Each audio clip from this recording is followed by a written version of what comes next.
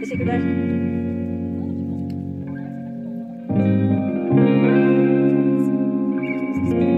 Güzel. Güneşli açık. Güzel bir sokağımız.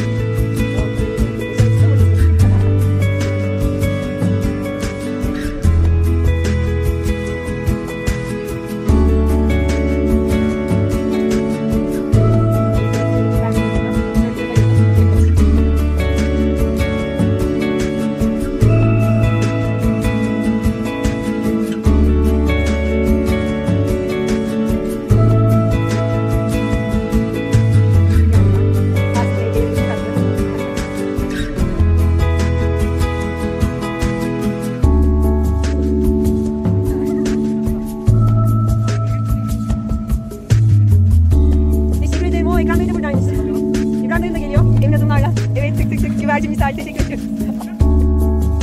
Yorum devam nerede? Evet. 7 Plus Bekir Beyler de geliyor kendileri. Merhabalar.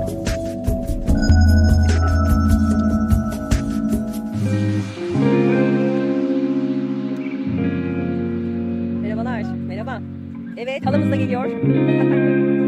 Merhaba efendim. Bitti mi artık, son mu? Selam Mehmet Bey. Çok iyi sizin. Süper. Evet, grubumuzun artçıları. Süleyman Bey, Kenan Bey. Kendileri geliyor. Ama sanırım başka artçılarımız da var değil mi? Devam ediyoruz. Kaç kişi var arkada?